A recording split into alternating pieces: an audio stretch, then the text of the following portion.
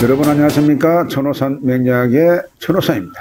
천호산 맹약 고급반 제8강에 오늘은 그 용신론에서 그 두 번째 시간이 되겠습니다. 용신론. 자, 그 시간에는 전번 시간에 용신이란 무엇인가, 자, 용신이란 무엇인가에 이어서 오늘 이 시간에는 용신의 그 종류에 대해서 어떠한 종류가 있는 건지 그 용신의 종류에 대해서 알아보는 그런 시간을 갖도록 하겠습니다. 자, 용신. 자, 용신론에서 그 세 번째 시간이 되겠습니다. 용신의 종류. 용신의 종류. 여러분요, 용신의 종류를 알아보는 시간을 갖도록 하겠습니다. 용신을 취하는 법은 대략적으로 5가지의 종류가 있습니다. 그 첫 번째로 억부법 하는 것이 있습니다. 억부법. 자, 글자 그대로 억강부약으로 용신을 잡는다, 이런 뜻이 되겠습니다. 그리고 두 번째, 병약법이 있습니다. 사주에 병이 있으면 약이 곧 용신이다, 그런 내용이 되겠습니다. 그 다음에 조후법 하는 것이 있습니다. 조후법. 자, 여러분, 조후법은 한난조섭에 조화가 필요하기 때문에 그 필요로 하는 그 육신을 용신으로 삼는다, 그런 뜻이 되겠습니다. 그리고 전항법 하는 것이 있습니다. 전항법. 자, 이것은요, 왕한 그 대세력의 기에 순응하는 육신, 이것을 말한 겁니다. 자, 그리고 5번째 마지막으로 통간법이 있습니다. 즉 통간법, 통간지, 용신법. 자, 이렇게 부릅니다만은 어떻게 불러도 좋습니다. 그래, 이것은 양세력을 소통시키는 육신이 바로 용신이다, 그런 말이 되겠습니다.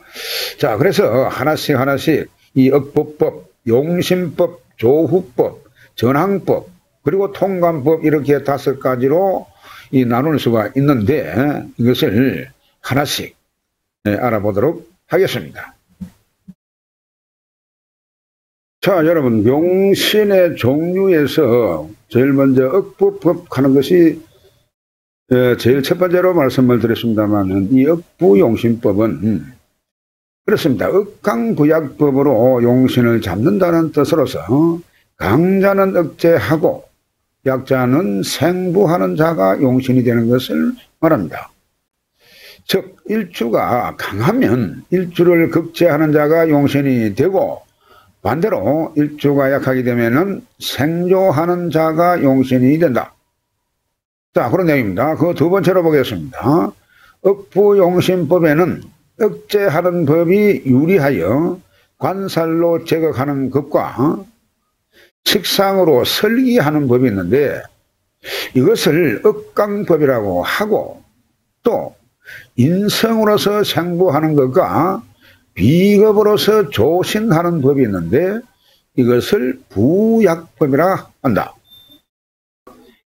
그 세 번째를 보겠습니다. 이를 간단히 말하면 신강사주는 일주를 극하거나 설기하는 육신이 용신이고, 그리고 신약사주는 일주를 생조하는 육신이 용신이 되는 것입니다. 자, 다시 한번 말씀드리면은 신강사주는 억제하든지 설기하는 이런 방법을 써야 되기 때문에 관살로 용신을 하든지, 아니면은 그 관살이 없거나 혹은 사주에서 볼 때에 그 관살이 힘이 없으면 해주는 식상으로서 용신을 삼는 그런 경우를 말하는 것입니다. 그래서 신약사주에는 만약에 신약하다고 판명이 되면 이는 무조건 도와야 되는 것이죠. 그래서 일주를 도와주는 인성이나 혹은 비겁으로서 용신을 삼는 경우가 바로 부약법에 해당하는 것이죠.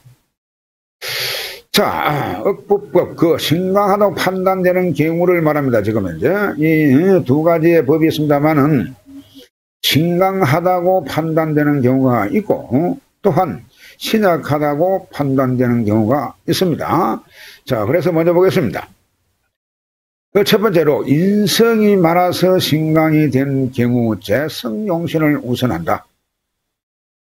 인성이 많다 보게 되면은 이것은 그 인성은 오히려 나한테 도움을 주는 것이 아니고 해를 주는 그러한 경우다 보니까 재성으로서 인성을 제급해야 되기 때문에 재성용신을 우선한다. 그런 내용이 되겠습니다.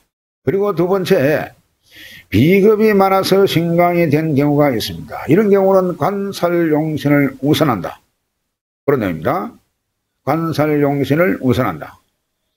그리고 세 번째, 인성과 비겁이 섞여 있어 강한 경우, 이런 경우에 식상용신을 우선한다. 네 번째로 인성이 지나치게 많으면 인성을 용신할 수도 있다. 자, 여러분, 인성이 지나치게 많으면 인성 그 자체를 용신할 수도 있다. 이거는 외격에서 다루도록 하겠습니다. 외격에 속하는데 앞에서 억강부약의 법칙에서 조금 벗어나는 그런 경우가 되죠. 그래서 인성이 지나치게 많으면 인성을 용신하는 경우도 있다. 이것만 일단 기억하시면 되겠습니다. 다섯 번째, 비겁이 지나치게 많으면 비겁을 용신할 수도 있다. 자, 인성이 많아서 인성을 용신하는 경우와 비겁이 많아서 비겁을 용신하는 경우와 그 맥을 같이 합니다. 자, 그렇습니다. 그리고 억부법에서 사주가 신약하다고 판단된 경우입니다. 어찌됐기나 말기나 내가 보하니 신약이다 이거요. 그러나 팩트는 다를 수가 있습니다. 그 첫 번째 보겠습니다. 식상이 많아서 신약한 경우 인성을 제일 우선한다. 두 번째로 관살이 많아서 신약한 경우 인성을 제일 우선한다. 식상이 많아도 신약이 될 수가 있고 관살이 많아도 신약이 될 수가 있죠. 그래서 이런 경우에는 인성을 제일 우선한다는 그런 원칙이 있는 것입니다. 그 세 번째로 보겠습니다. 재성이 많아서 신약한 경우 얼마든지 있죠. 그래서 이런 경우는 비겁용신을 제일 우선한다. 그리고 네 번째, 식상과 재성이 많아서 식상도 많고 재성도 많을 수가 있습니다. 이런 경우에는 인성이나 비겁을 겸용이 가능하다. 인성이나 비겁을 같이 쓸 수 있다. 그런 내용이 되는 것입니다. 자, 다섯 번째, 재성과 관살이 많아서 신약한 경우. 자, 재성도 많고 관살도 많을 수가 있죠. 이런 경우에 신약이 확실합니다만은 이런 경우에는 인성이나 비겁을 겸용이 가능하다. 네, 그런 내용이 되겠습니다. 자, 여섯 번째, 식재관. 자, 식신과 재성관성이 많아서 이 말입니다. 식재관이 많아서 신약한 경우에 역시 인비를 인성과 비겁을 겸용하는 것이 좋다. 네, 그런 내용입니다. 자, 넘어가서요.